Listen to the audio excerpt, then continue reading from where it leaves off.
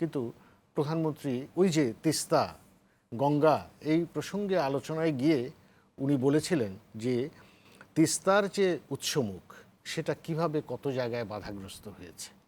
বলছিলেন যে সিকিমে বাধা, মানে আরেকটি রাজ্য ওখানে বাধা। একইভাবে আপনি চীনের দিকে তাকান, চীনও তো এখানে চিন্তা করছে যে ব্রহ্মপুত্রর উৎসমুখে তারা বাঁধ দেবে, তারা জলবিদ্যুৎ উৎপাদন করবে। তখন ব্রহ্মপুত্রের জল কি হবে? হ্যাঁ, একই সংকটে কিন্তু।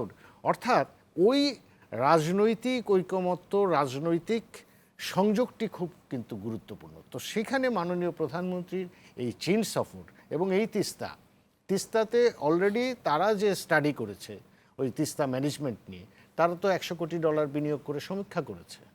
এখন ভারত এটাতে যুক্ত হবে। এখন কে পাবে? প্রধানমন্ত্রী আজকে মজা করেই বলেছেন যে সবার প্রস্তাব আসুক, হ্যাঁ, কিন্তু দেশের জন্য যেটা লাভজনক সেটাই গ্রহণ করা হবে। সেটাই হবে। কিন্তু উনি কিন্তু আবার কনক্লুডও করেছেন প্রধানমন্ত্রী যে যেহেতু তিস্তা ভারত থেকে আসছে, হ্যাঁ, এবং এই যে আজকে মমতা ব্যানার্জি যে তিনি একটি বক্তব্য দিলেন যে এই গঙ্গা চুক্তি এবং তিস্তা নিয়ে, যে তিস্তা চুক্তি এটা করা সম্ভব হবে না, কিন্তু সমাধান কি?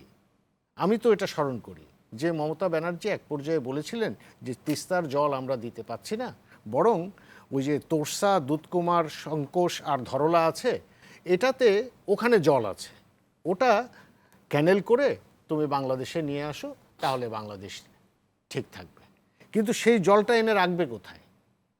ওই তিস্তা সংরক্ষণ যে হবে, যে ম্যানেজমেন্ট হবে, ওইখানেই তো রাখতে হবে, ওই পরিকল্পনার মধ্যে হতো।